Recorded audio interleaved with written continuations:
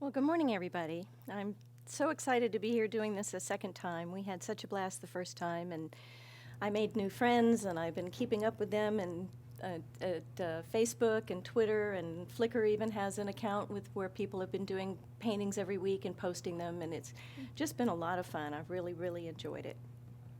So this is our overview class.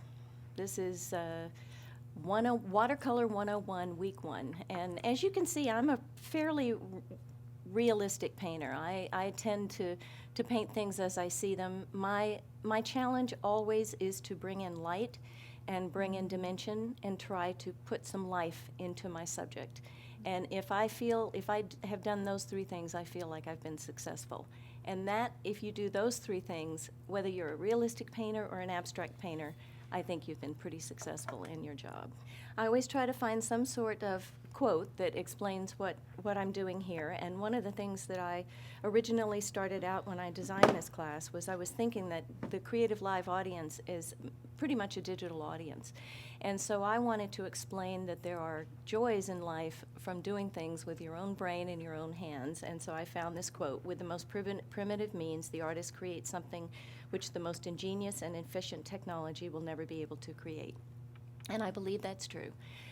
Jason Hoppy and I did a painting face-off between Photoshop CS5 and me painting oranges side by side. And at the end of it, I still liked my oranges the best. So what can I say? So this is our 5-week course, and this is the overview. In the overview, we'll talk about why watercolors is so exciting. We're going to talk about the challenges that you will face when you do watercolors, setting up your space, your supplies, that kind of thing, references, artist links. In week 2, we talk about pigments, paint properties, color wheel, color terms, mixing, layering, glazing. These are all terms that you will come to know if you stay within watercolor.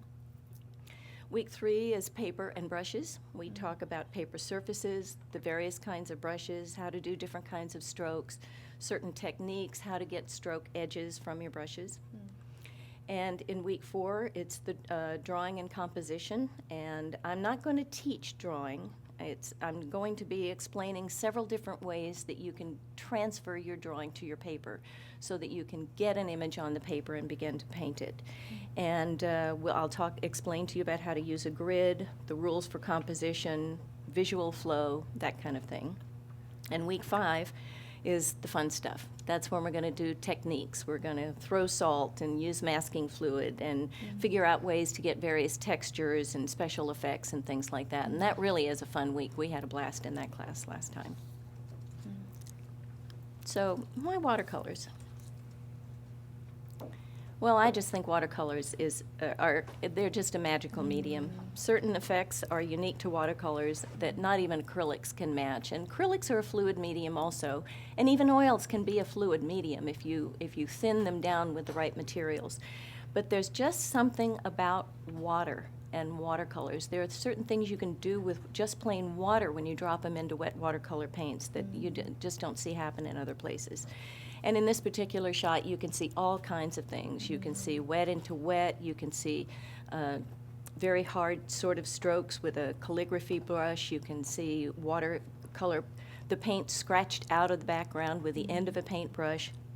There are all sorts of techniques in this, and there's a little bit of everything in here, and I think this painting just turned out real well. Now, with watercolors, I believe you view life in new and exciting ways. Just becoming a painter in general, I think, does that for you. You bring a painter's eye to life wherever you go. And like I said the first time I did this class, that I put a little digital camera in my purse, and I take it with me everywhere I go now. And if I see something that moves me, then, I take out my camera and take a picture of it. But seeing life in new and exciting ways, I explained the first time, when I made this painting, who would have ever thought that putting bright red into an eye would be a good thing to do? And yet, to me, the bright red in this person's eyes are what make her eyes so magical and so interesting to look at. It's not real. You normally don't see that. But you can make things up in watercolor, and those things that you make up are often the most significant parts of your painting. Painting helps in other areas of life. Now, I know this is a pretty generic statement, but it's improved my thinking. Because when you put a painting together, you have to think of strategy. You have to think of your composition. You try, for the most part, to plan your colors ahead of time. You have to think about lights and darks and making sure you put in all of the values that you need to create for a little drama in the painting. You have to think about the light, whether it's warm light or cool light. And so it just helps in other areas of life, because all of these skills are skills that I bring to my work. They're skills that I bring to my friendships. They're skills that I bring to my home life. It helps in all of those areas. You start noticing things that just create a richer experience of life, I believe. That's certainly what happened to me. So, what's so exciting about watercolors? The transparency and luminosity of the paint is amazing in watercolors, because it's a transparent medium for the most part. And you put down layers of paint and you can see from the top layer all the way down to the bottom layer. And that creates a visual experience that's very, very rich. Take a look. In these white areas of the painting, that's actually the paper shining back through. And then the other colors are layered on top of it. And it creates a very, very luminous, type of painting. And I don't think any other medium is better at doing this than watercolors. Watercolors move, flow, and mingle. Other mediums can be diluted, but water is the magic ingredient. That's what I said previously. You can mix water and acrylics, but they really need to have a medium in them. Otherwise, they sort of shrink and contract, and sometimes they can crack. And water, I was explaining before the class, you can drop plain water into a wet watercolor background and create very effective blooms, and it pushes the paint out of the way. It's just amazing. And I find watercolors on this painting here, down in that lower area where you see the mist and the fog, I just went in with a brush and created some textures in the background to see if I could get a mountain going without doing much work, and then I dropped in some color and it bled, and you can see the blooms up there in the upper right of the mountain, and down below in the foggy areas I just dropped pure clean water and it pushed the other paint out of the way and kept the blended edges, and it just created exactly what I was looking for. So the unique qualities of the pigments are also really exciting about watercolors. There are transparent paints. There are semi-transparent, opaque, staining, and granulating paints. And you use all of these different paints at different times to create different effects. On this painting, in the upper right-hand corner, the paints up there granulate, so you get some texture. You get some dark spots and some light spots, and you get some real texture. Down in the middle between the two flowers on the bottom, that sort of aqua green color, that's a staining paint. That's it's a combination of phthalo blue and phthalo green, and that is a very deep, rich combination of paints.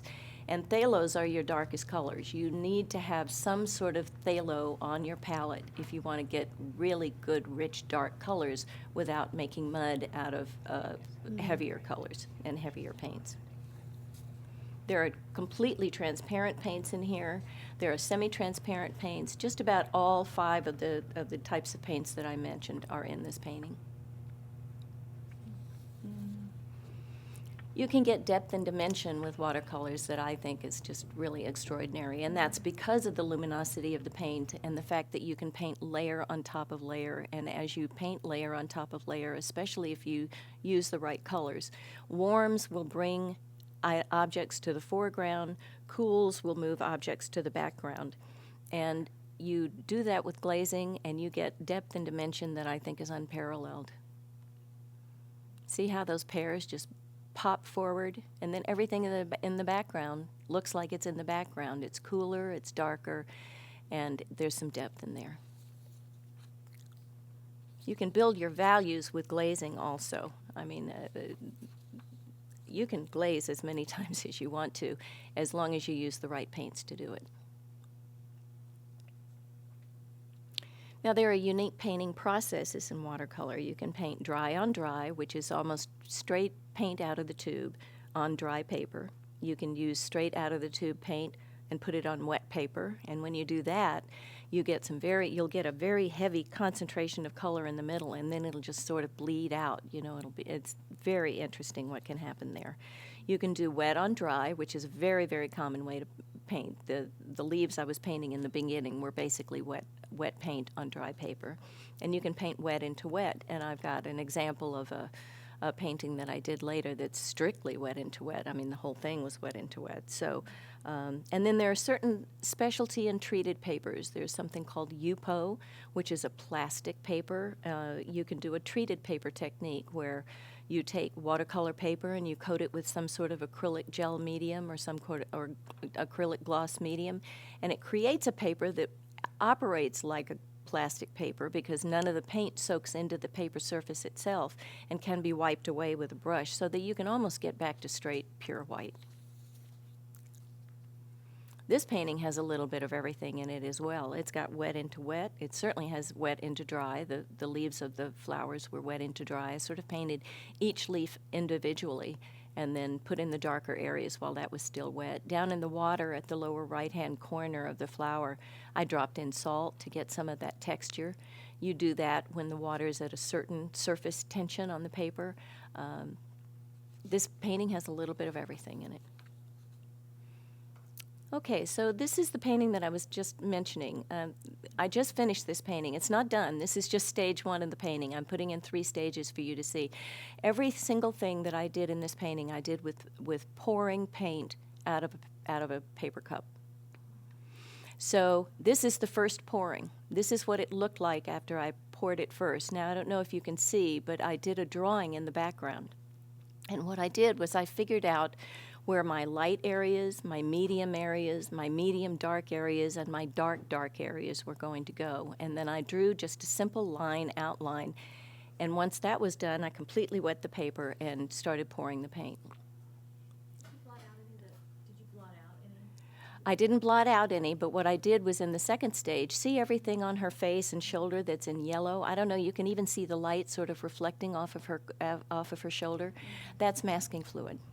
So I went in with masking fluid and I covered all the areas that I wanted to be really, really light. And then I poured paint again. And this was a second and actually a third pouring. Then after this, you have to let it dry completely in between. You can't put masking fluid on top of wet paper, but you have to let it dry completely in between. Then I went in, I put more masking fluid to cover up the areas that I wanted to remain medium in tone. And then I poured my next series of paints. And this is the final painting. Now, when I was on stage 2 of this painting and everything was sort of red and gold and orange, I really didn't know I was going to end up with this. But I knew I wanted it to be more on the cool side, and I wanted her highlights to bounce off on the warm side. So I just kept pouring more blues and more cools, and I'm very happy with this painting. I had no idea what this painting was going to look like when I started. Absolutely none. That's the magic. Yeah, but that's the magic.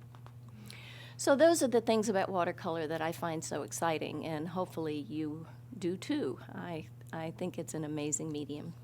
So now we go to the challenges of this medium, and there are certainly plenty of those. Some people really have trouble with the lack of control. I mean, if you put your paint in too soon and your background hasn't dried, you go, oh boy, that's not what I wanted to happen. And you really have to, it takes a lot of practice to get used to what surface temperature and tension of water you have on your paper to know when to add color and when not to. In this particular painting, all of those dark clouds I put in too soon, and they really bled out, and I don't know, I just went, oh boy, that's not the effect I wanted. But once I let it sit and dry, I went back and looked at it and I went, well, you know, that's not so bad. I don't mind that. And so I left it, and it just worked out for me. I decided to turn a problem into something that was okay. Accidents happen. And in this painting, which I did in an hour, and I did not have a photograph to look at. I just sort of made this one up out of my head. And I was painting wet into wet, and I wet the whole sky background, or at least I thought I did. But where the biggest blocks of white clouds are, I didn't get the paper wet, and I was painting so fast I didn't notice it. So then when I went in and dropped in the blues and the purples, there were certain areas where the paint bled up to it but then didn't cover up the painted area, and I went, well, that's not what I was looking for either. But then I thought, well, I'll just take a tissue and I'll blot some of the paint out, and I ended up with those great clouds. And this sky is actually one of my favorite skies, and yet it was a complete accident. Timing is everything, and this is really true. This particular painting, I did something that a lot of artists don't necessarily do. I painted all of the foreground flowers and left all of the background completely white. Then I used something called misket film, which is like a plastic paper with a little bit of adhesive on the back of it. And I cut out, I drew on it the shapes of the flowers and everything like that.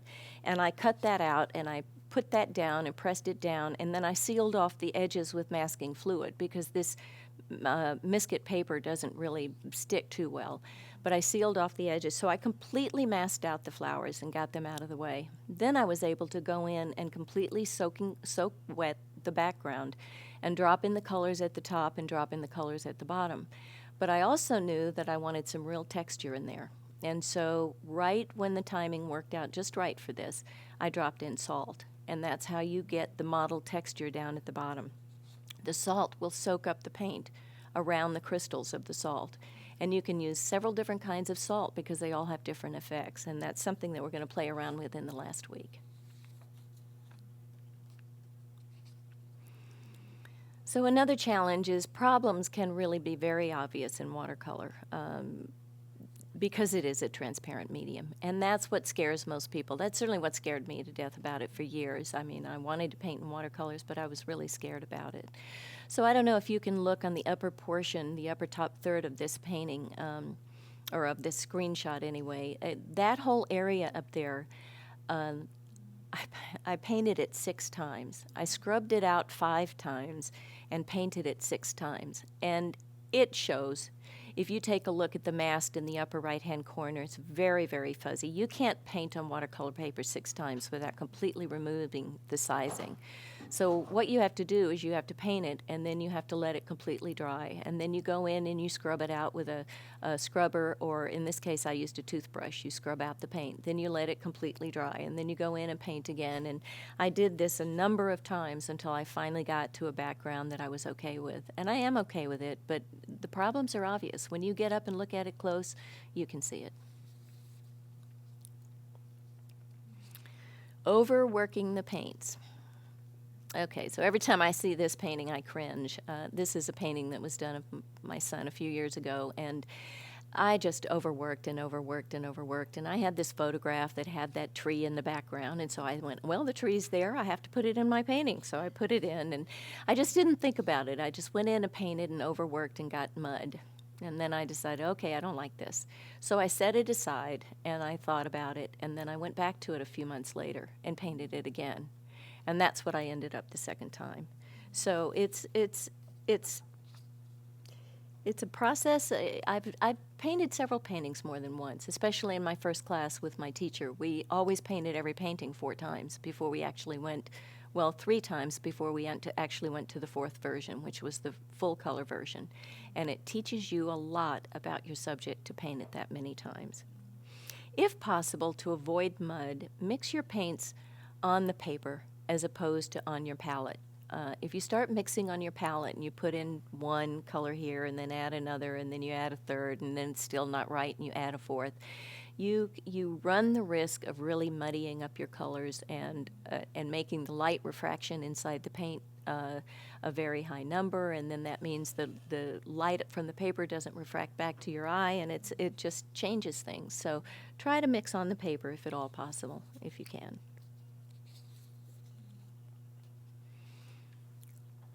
Now, I said also, this is my biggest challenge, and I still don't do it well.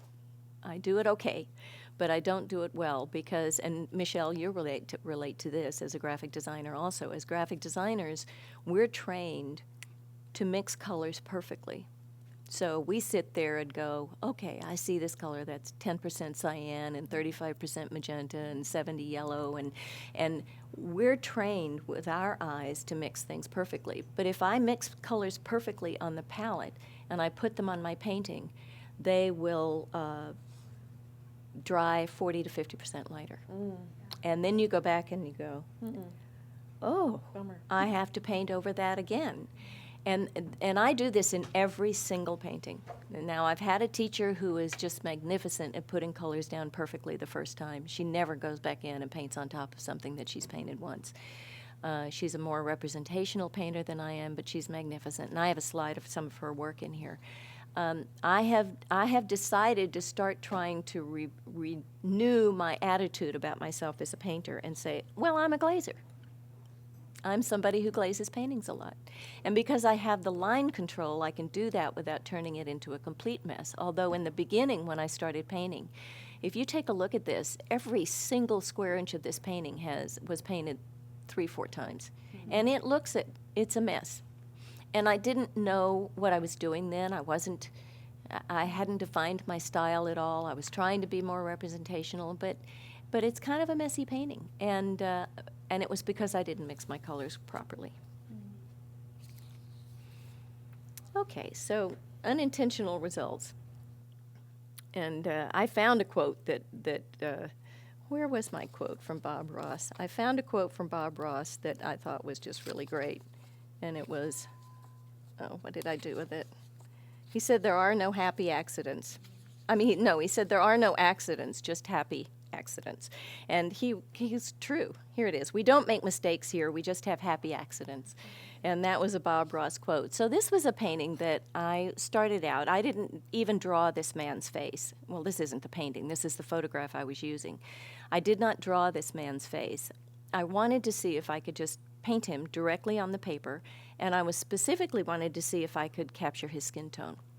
So I started painting, and I'm going along, and about halfway through, I realized it wasn't working at all, and I thought, well, I'll just keep on going. Who knows what I'm going to end up with? And that's what I ended up with, which, just what can I say? It doesn't look anything like him, but you know what? This is a cute little painting, and I like it, and I ended up with something that I was pleased with. So you never know, and you have to be willing to take what you get. So let's talk about setting up your workspace. I built a studio onto my graphic design office, and I had the top made in the L-shaped, and then I went out and just bought very inexpensive cabinets to put underneath. And it's just very, very important to have good space to paint that has a good energy to it. For years, I painted on my dining room table, and that was not conducive to painting, because I had to, every time I stopped painting, I had to put everything away. Otherwise, I had a cat who drank toxic water full of paint. So, it was not an easy flow for me to get in there. And now I'll start painting, and I'll be painting, and I'll get tired, and I'll want to go get something to eat, and I'll go in the living room, and I'll sit down, and I'll come back 45 minutes later, and I'll pick right up where I left off. It is very, very nice to have a space that you dedicate to your art. And this is my easy-to-use painting area. In the middle there, the wood is a small table easel. And most of the time I paint flat, but a lot of the times when I want things to be wet on wet, and I want things to run down and bleed, sometimes I even like the girl in the beginning of the presentation. I call her Red because she has bright red hair. She had all these drips and things coming down her front, and I wanted those drips. I liked them, so I painted that up at an angle. Off to the left is my collection of brushes. Off to the right is the palette that I use, which seemed to be, of great interest to people when in the first class. So I actually have, in the exercise classes for week 2, which people can download pretty soon, I actually have the layout of my palette and the paints that I have on my palette. And these are paints that I love and I'm comfortable with because I started out over the years using one teacher's set of paints. Then I went to another teacher's set of paints. Then I took from another teacher, and she had her own set of paints. And so I've ended up with a collection of colors that I like and that I use a lot. And so I've put a slide in the exercise files that explain what I have on my palette. Make sure you have a water container, paper towels, you need spray bottles. There's a bottle of masking fluid there, that little blue bottle in the upper right-hand corner, masking fluid, a variety of tools in the background. These are the things you need close at hand in order to, paint and have everything near you that you need. Then I also had good storage built, and these were very, very inexpensive. I had tops made. I had very, very cheap. Those white units on the bottom I made out of just really, really rough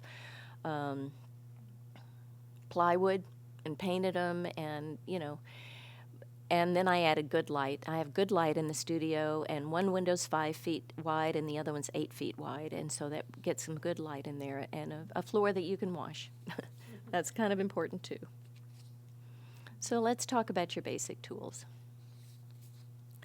Your paper is one thing that I would really advise you not to scrimp on, because you can paint a great painting, but if you paint a great painting on bad paper, you will not end up with a great painting. I mean, you can put all the skill in the world into it, but the paper really, really makes a difference. It takes the paint differently. You can get streaks. If you want things to run and bleed together, your paper can impede that from happening. It depends on your style. I mean, there are some papers out there, like hot press is not something that it shows strokes more easily than cold press paper. And so it just depends on the style that you want to paint in. These are various different papers that are very popular and a lot of people use. My favorite is the one in the middle, the Arches Watercolor 140 pound. I don't necessarily use bright white, but I do use cold press. Sometimes I use bright white, sometimes I use the natural white. And you can also see there are so many different colors. I mean, basically all of these are considered white paper. There are so many different colors. It's like when I went to Greece, and the minute I was in Greece, they said there are 1,000 different colors of white here, and that's really true. You can find that in watercolor papers as well. And on the far right, the one that's labeled Yupo white, that is the plastic paper that I was telling you about. That is not real paper. It's not made from pulp at all. And I actually show some artwork of someone who paints in the Yupo paper, in the paper and brushes week of the class. So your paints. I would suggest getting really good paints, like I would suggest getting Daniel Smith paints, because they are magnificent. I started painting in Daniel Smith, and I haven't ever left them. They have an amazing range of colors. They're just high-quality paints, and you go to any Daniel Smith store, and everybody there is an artist, and they know their paints inside out. So these are our 3 choices for our cool primaries. We're doing 3 different sets of paints. We're doing cool primaries, warm primaries, and what I call the opaques, although they're not really opaque, but I call them opaque because they act more like opaque colors than the other 2 sets do. So the cool primaries are Aureolin yellow, alizarin crimson, and ultramarine blue. And I'm going to let you know, you will find people who disagree with me about ultramarine blue being a cool blue.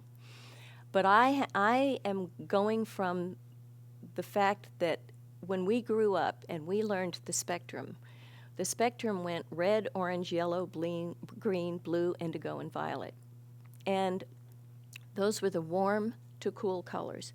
And so a lot of the artists I know regard ultramarine blue as a cool color, and a lot of them regard ultramarine blue as a warm color because they consider warm to have more red in it.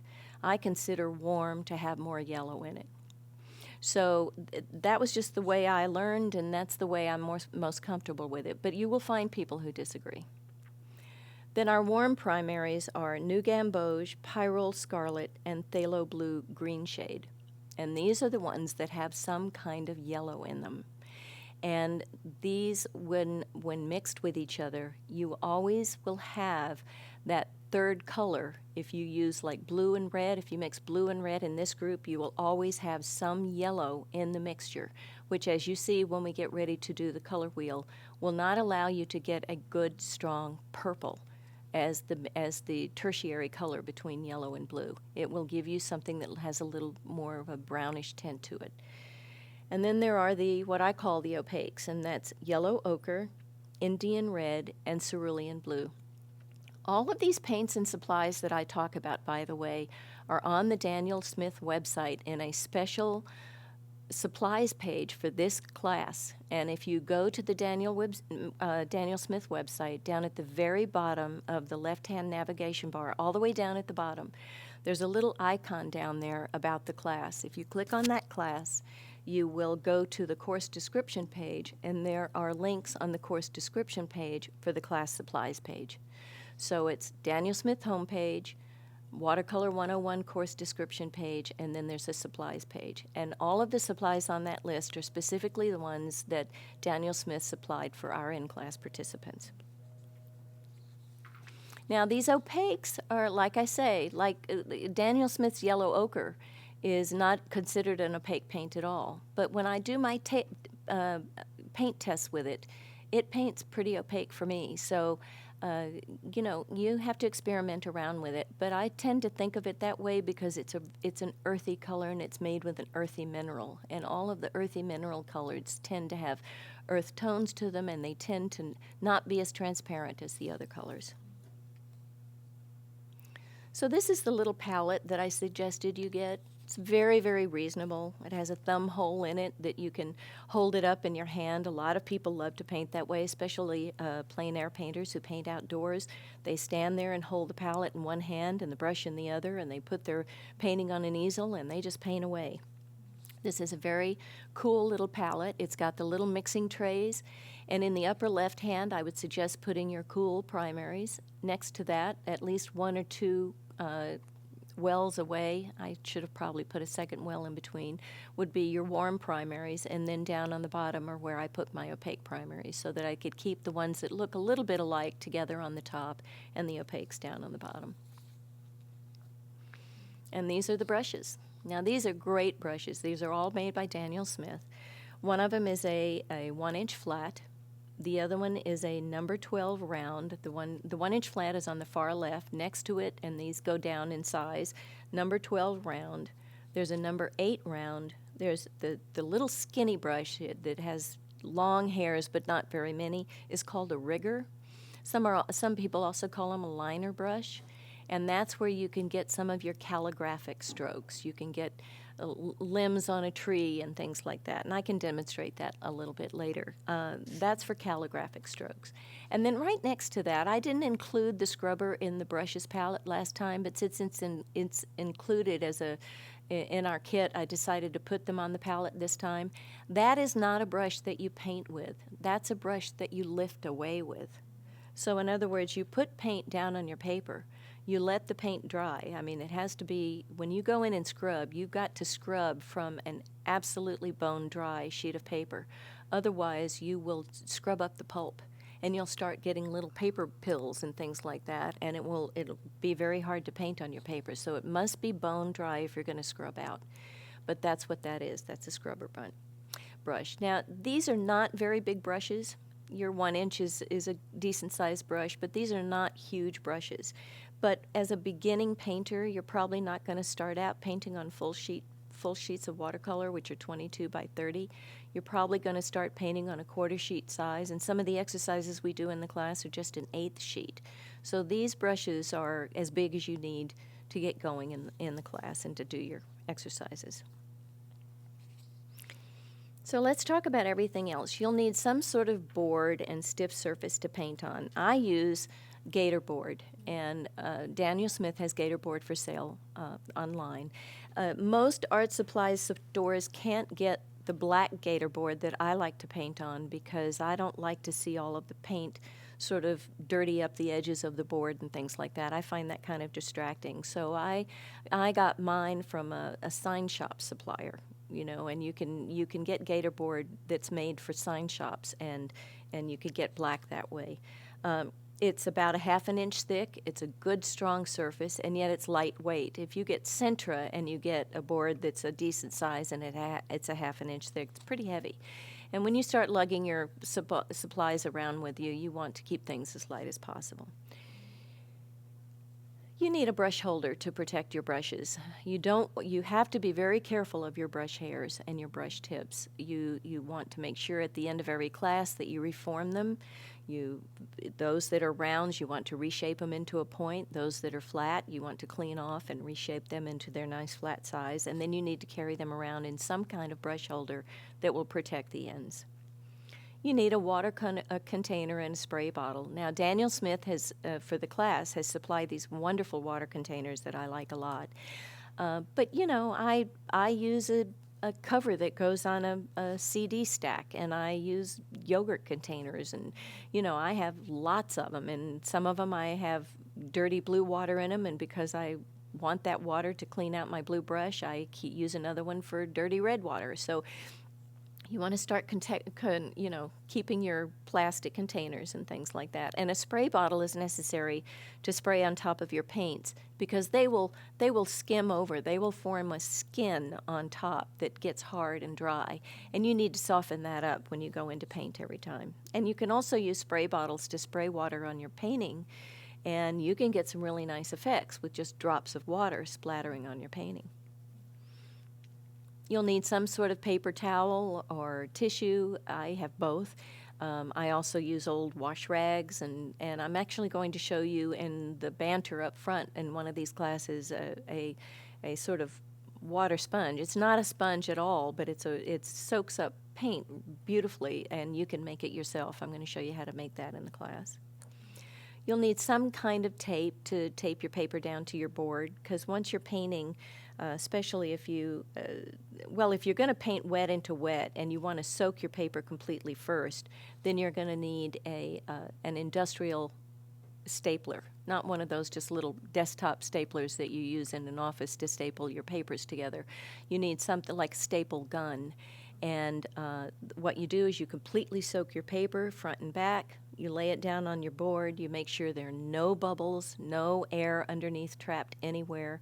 That way the paper is soaked really good. And then you staple it all the way around the edge. And then you set it out to dry. And as it dries, when it's wet, it expands. When it dries, it contracts.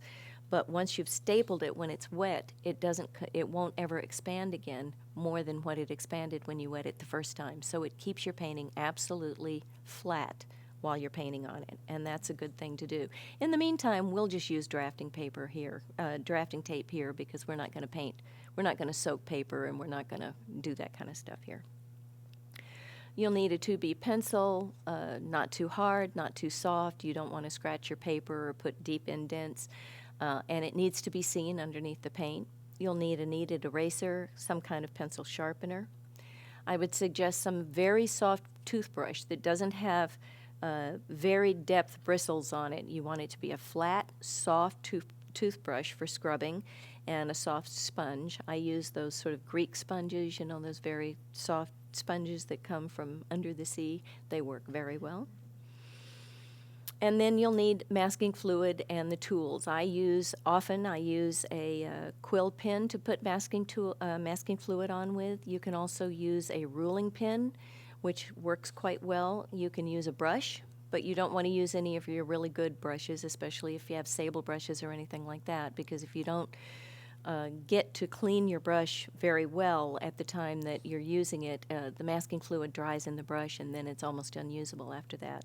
I did find something called Goo Gone that will take pretty dry masking fluid out of a brush, but you really have to work at it. I mean, you have to work at it. You just swish it around in the Goo Gone and wipe it off, and swish it around and wipe it off, and wash it with soap and water, and then come back and swish it around again.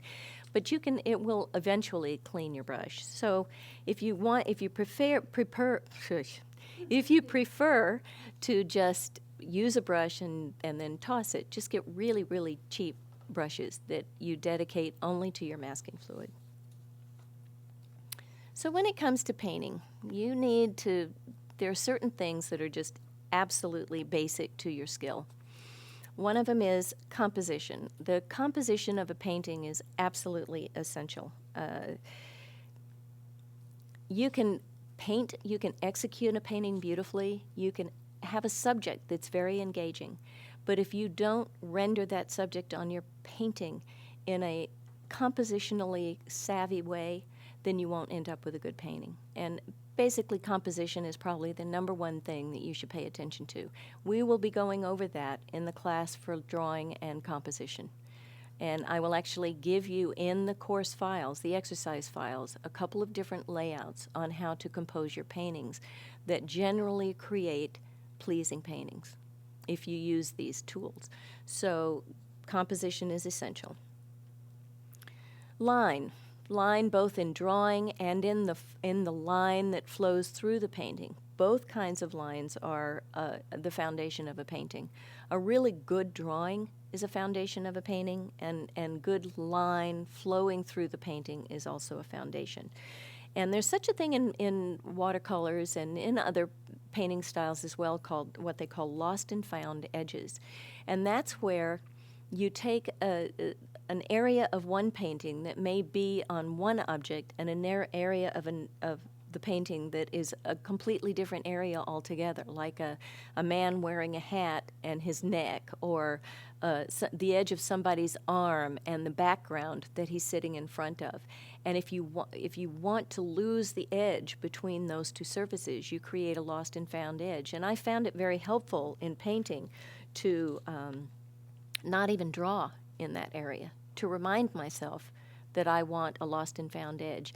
One thing you don't want to happen in watercolors is things to look like they were painted, cut out, and glued down, because everything then, nothing relates to each other. So lost and found edges are a great convention for letting the painting, elements in the painting tie together. Color, that's the visual excitement. Color obviously is very important, and everything that we see in life has color in it, and it has lots of colors. It doesn't have one flat color either. So color creates your visual excitement. Values, you get drama through contrast. And I only pay attention to 5 values. A lot of artists try to put 10 different values in their painting, all the way from 0% through 10, 20, 30, all the way up to 100. I'm not so sure the eye even sees all 10 values. I mean, it does if you look hard enough, and usually if you're going from dark to light in a color, you're going to span those values anyway. But I like to see 5 discernible values. And one of the things that I do when I get ready to paint a painting often is I will bring an image into Photoshop, and I will literally sort of posterize the image in Photoshop to weed out grade values and to get my values to where it, and then I look at it and I go, okay, my darkest darks are here in this shape and my lightest lights are over here. And, graphic design skills or any kind of image editing program skills are very helpful in watercolor. They'll help you plan your paintings if you have that. Now, form. There are basic shapes in nature. I mean, everybody knows what an egg shape is. You can paint an egg shape bright fuchsia, and somebody's still going to say that's an egg. So, there are certain forms. There are cones and spheres and pyramids and that are all instantly recognizable, and they're natural shapes. And so you can use that in your paintings to free up your color creativity if you want to, and still be able to convey, okay, 3 eggs on a plate with a cone in the background. You can paint those eggs any color you want, and somebody will still get the intention of your content concept. And then dimension and perspective. These are very important things too. I mean, unless you are very happy being known as an abstract painter, understanding dimension and understanding perspective is pretty important. So these are what I would call the basics. And in the very first class that I ever taught, I was talking with Craig ahead of time, and we were sort of going through the slide presentation, Craig Swanson. And he came up with something that I thought was just great. He said, learn the scales before playing the concerto. And if I were you, I would use each of these different things, these different basic concepts, and plan out exercises for yourself that concentrate perhaps only on one. Do a painting where all you care about is the color. That's all you're trying to do, is achieve your bright, vibrant colors in warms or cools or whatever you're trying to do. Use these as your exercise platforms. So before you start painting, I would suggest you choose a subject that you like. I mean, I'll go to a class, and I still take classes. I mean, I like to learn. I love the women in my class. It's a nighttime class. I love the teacher. We have a great camaraderie. We give advice to each other. We help each other. It's just a great environment to continue learning. So, but she'll come up with a subject that she wants to paint one night. Maybe it'll be a flower, and I don't want to paint a flower. I painted a flower day before yesterday, so I want to do something else. So it's important. It's important to choose a subject that you like. Determine your format. Is it going to be vertical? Is it going to be horizontal? Is it going to be square? You might want to think about your mat sizes.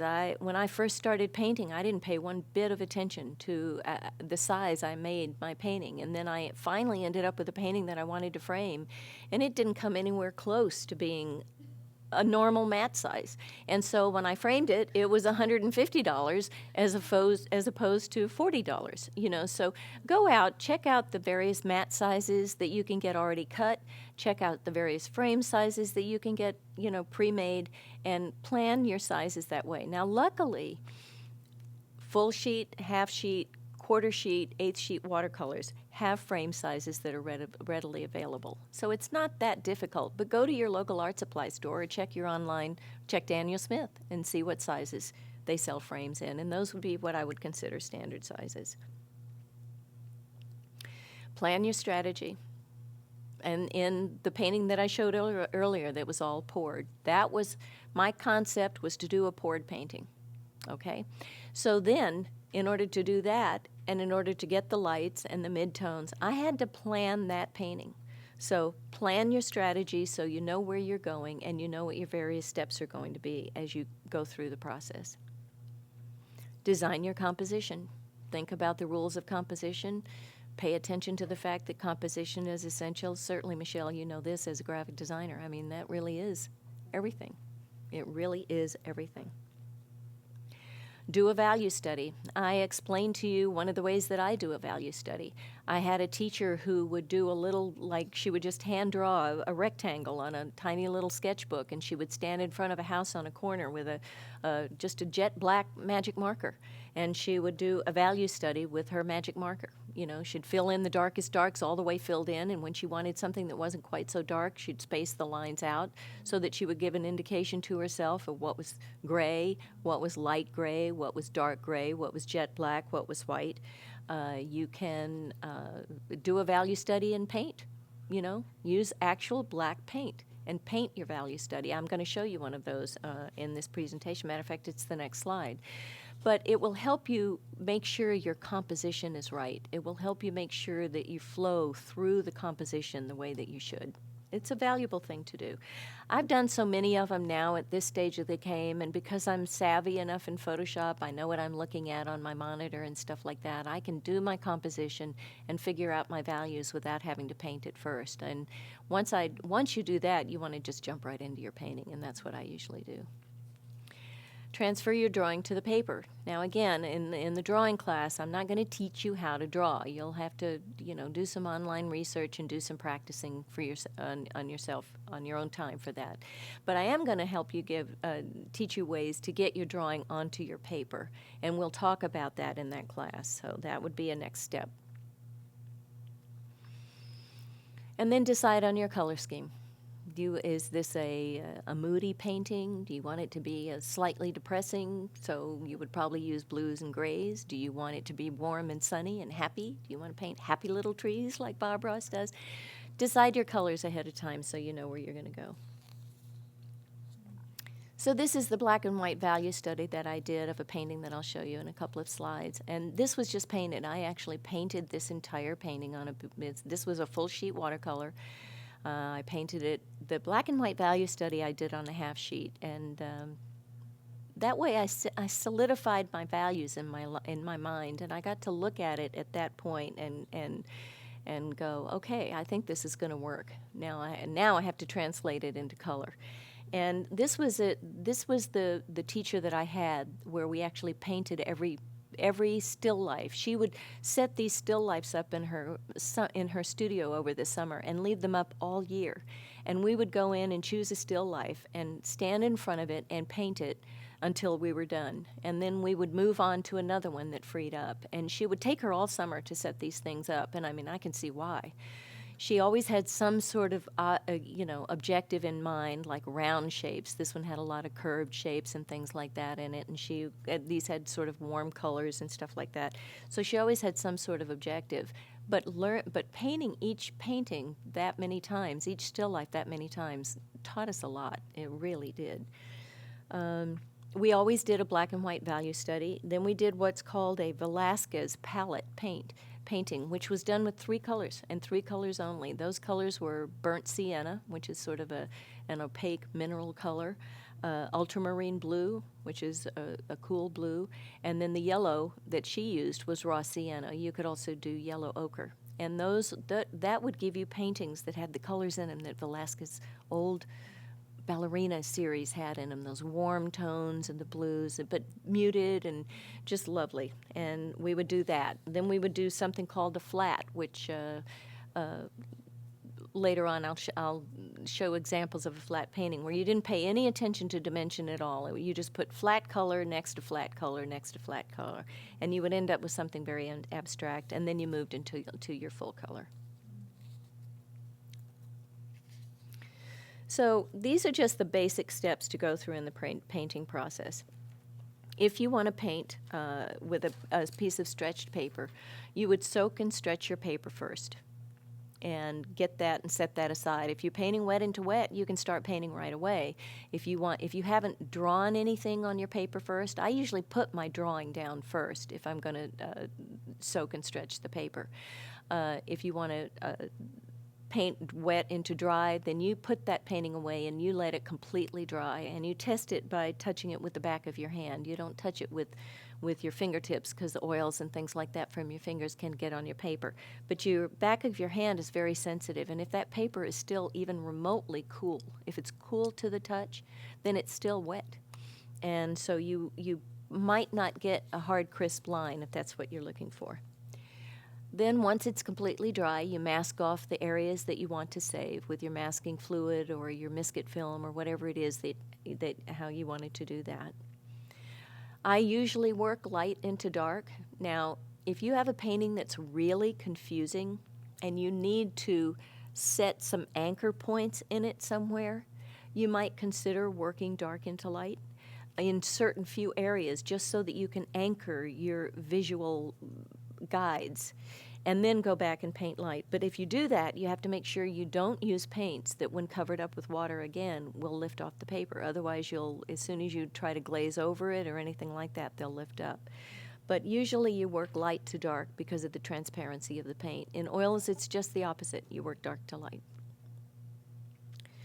Make your correct paint mixtures. And again, I would suggest taking all of your paints and doing little tests with them, and I'll show you some of those. I think those are coming up in the presentation, where you do little swatches with your paints, and you figure out what kind of combinations of colors they can make.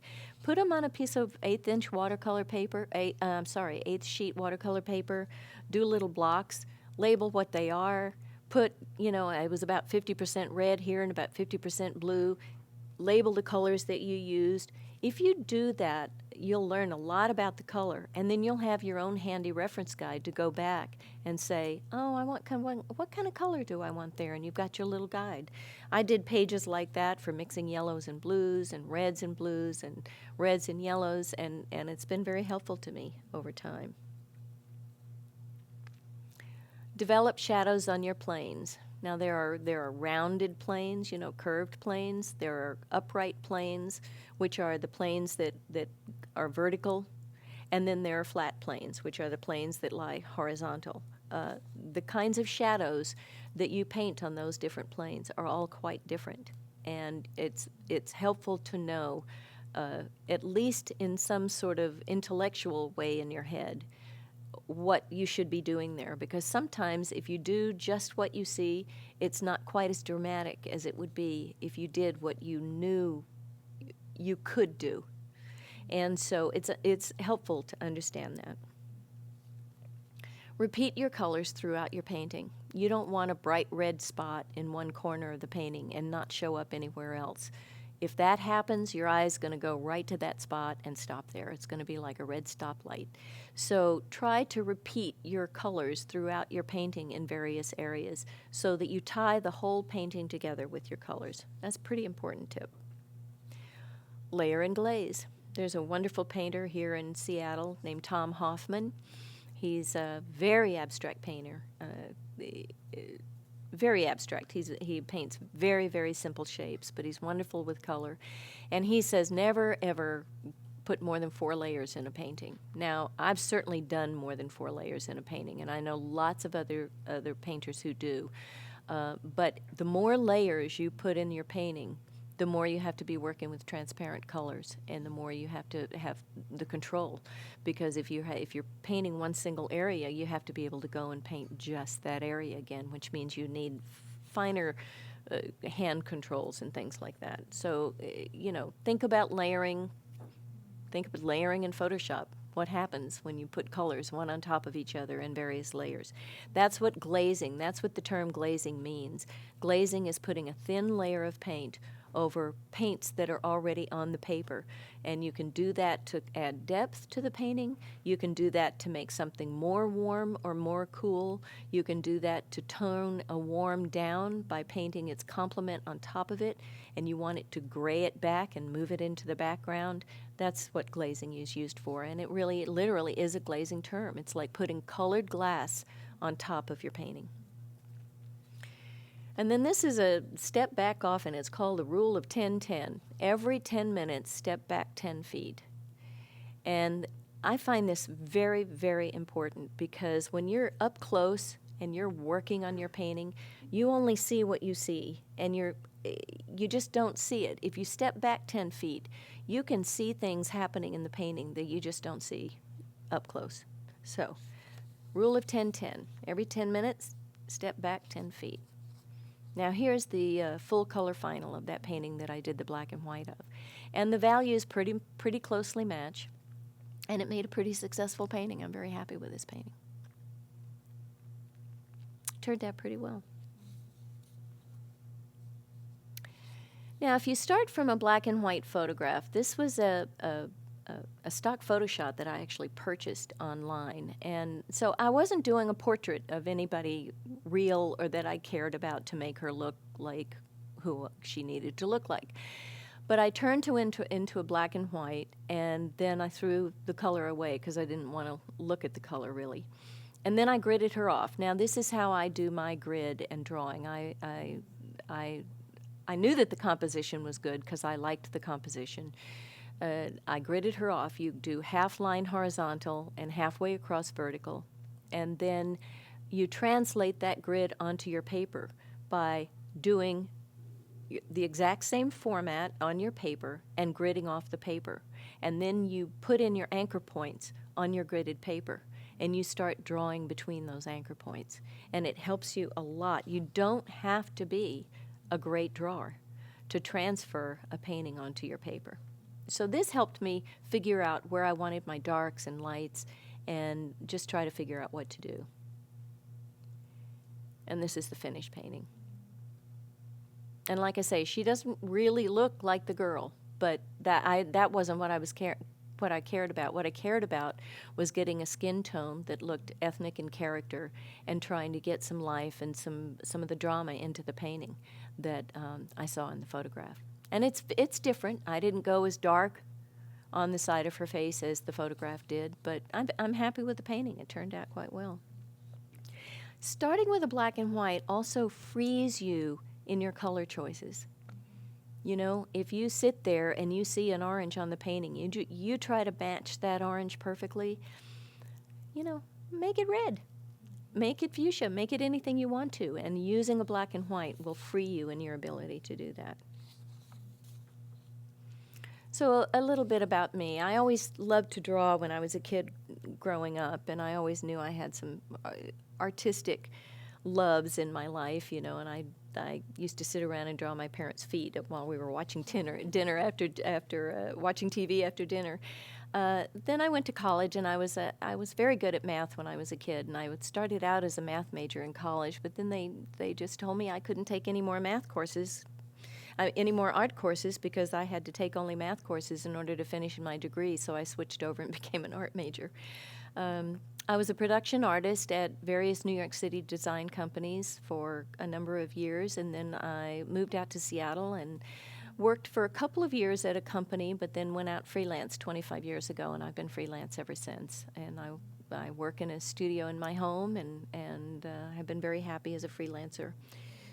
I avoided watercolors forever because I just heard they were so hard, and I thought, oh gosh, they are so hard. Every time I tried to figure out how they were done at an art gallery, I had a very difficult time. But my problem was it's my favorite medium. You know, they were also the paintings that I stood and stared at the longest. So I went to Greece with Caroline Buchanan, who lives up on on a small private island up in the San Juans, and she took people to Greece every year for 20 years. And I went on one of her very last trips, and that was the very first time I ever painted in watercolor, and I didn't come back from that trip with anything that I'm even remotely proud of. But what I learned was that I could sit and paint all day and be so engrossed in it that I lost complete track of time. I mean, you know, I painted one day for 8 straight hours. I didn't even get up to eat. You know, I had a couple of bottles of water with me, and I just sat there and painted, and the next thing I knew it was 4:30 in the afternoon, and where did the time go? Now you can see Caroline is she's a pretty basic painter. When she sent out her supplies list for our Greek trip, she said no brushes smaller than a number 9. So the number 8 that we are getting in our set, she wouldn't have even allowed on the trip because she doesn't like to see fine detail and things like that. She wants you to concentrate on basic shapes and basic colors. She's great at color mixing. She knows colors beautifully, but like I say, she doesn't pay attention to the details. So I took this one trip with her, and she got me started. Although I must admit, when I came home from Greece, I didn't paint for 4 years. I was so intimidated by it. But I also knew I loved it, and I knew one day I would get back to it. Then I took with Deanne Limley, and Deanne Limley is the one that I said earlier in the banter is just an absolute master at color. She's the one who never, ever puts color down more than once.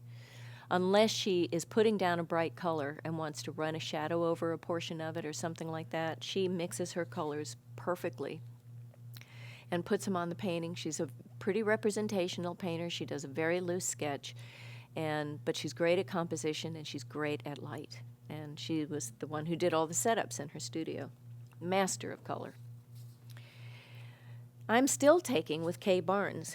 Kay Barnes is also amazing at color mixing. Kay Barnes actually has her own set of paints at Daniel Smith, her own palette of paints that they sell in their Kay Barnes watercolor set. And she's a wonderful human being, and she's a great painter, and I really enjoy her classes, and like I say, I still take with her. This particular painting that I'm showing you is a painting that she did on treated paper, which is one of those that she treats with like the acrylic polymer acrylic gel gloss medium, and then she paints on top of it, and then you can go in and lift the colors out, and it creates for some really, you can get some great textures, you can get deep rich colors, you can get back to your whites. It paints like it would paint on a piece of plastic, and that's basically what it is. This guy is Ted Nuttall, and I love the way Ted paints. He has a very unique style, which I hope you can see. He always paints with an easel completely tilted up, so there isn't a single painting that he does where he doesn't have like these drips of paint dropping down through it. And he does this thing called sloppy dots. I don't know if you can see some of the dots, just dabs of paint. He just takes his paintbrush and goes, and sticks a dot on there, and then he goes over here and he puts another one, and he uses them as color bridges. You know, sometimes he'll see that putting a sloppy dot right where the neck joins the shoulder creates a bridge between those two areas and draws your attention to it. So he's a master of that, and I love his work. I just love his work. I've taken 3 workshops with him, all portrait workshops, and I just think he's fabulous. Now, the other thing I want to say, if you do go out and start to take with a teacher, is make sure you get a teacher that's really good at critiquing. I can't tell you how important that is. You need somebody who can stand over your painting and not just say, "Oh, that's wonderful." You know, they need to say, "If you put a cool color here, it'll tie this in. You need some more of this color up here.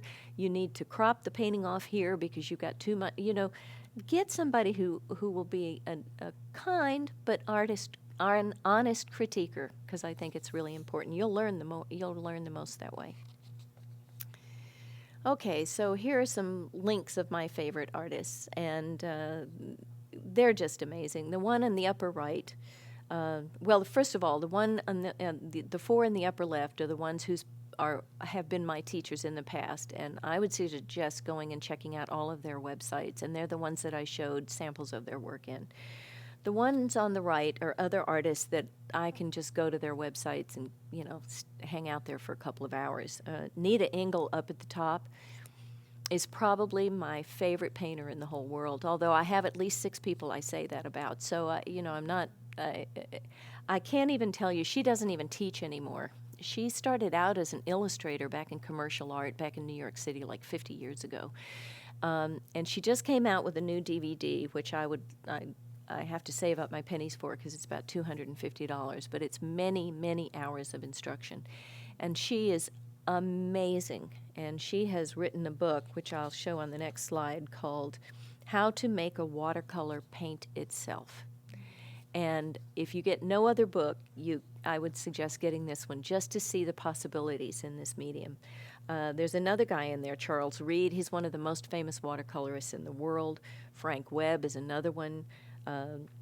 Tom Hoffman, I mentioned him, Hoffman Watercolors. Shirley Trevina, Judy Tremaine, Christopher Shink. This guy, Alvaro Castanet, amazing painter.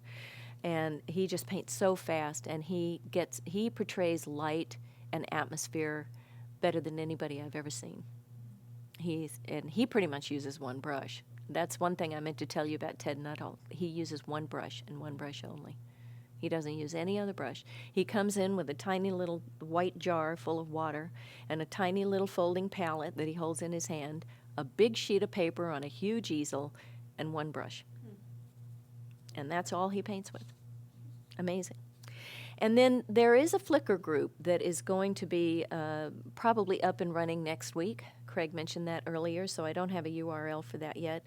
And then there is a Facebook group called CreativeLive Watercolor Fans.